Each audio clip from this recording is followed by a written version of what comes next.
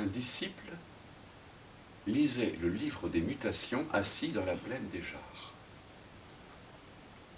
Il voulait savoir d'où venait l'énergie vitale. Il referma son ouvrage et fit un vœu.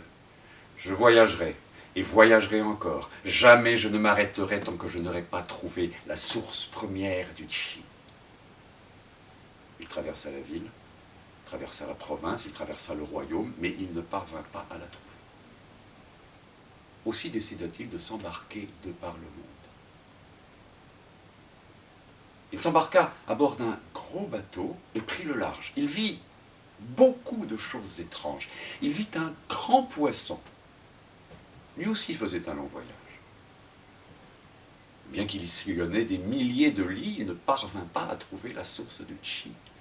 Il ne renonça pas. Il poursuivit son périple de l'autre côté du monde. Il se rendit aux quatre coins de la terre, aux quatre coins du Luopan. Son chemin croisa maintes fois celui du poisson. Lui aussi semblait chercher quelque chose. Mais il ne parvint pas à trouver la source du chi.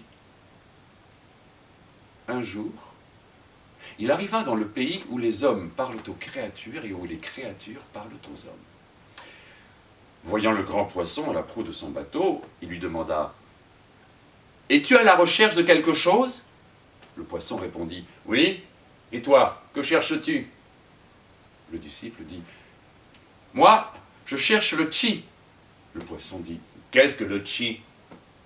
Le disciple dit « C'est le prana, le souffle vital, c'est le Tao, c'est le chemin, c'est Dieu. Dis-moi, tu as beaucoup voyagé, l'as-tu vu ?» Le poisson répondit « Ah non, j'ai parcouru le monde entier, mais je n'ai pas vu le chi. » Le disciple fut très très peiné, il pleura beaucoup. Quand ses larmes furent séchées, il demanda au poisson « Que cherches-tu » Le poisson répondit « Je cherche la mer. » Le disciple s'étonna « Mais tu es dans la mer !» Le poisson regarda autour de lui et dit « Comment se fait-il? Je ne la vois pas. » Le disciple dit « Tu ne la vois pas parce que tu ne vois qu'elle. »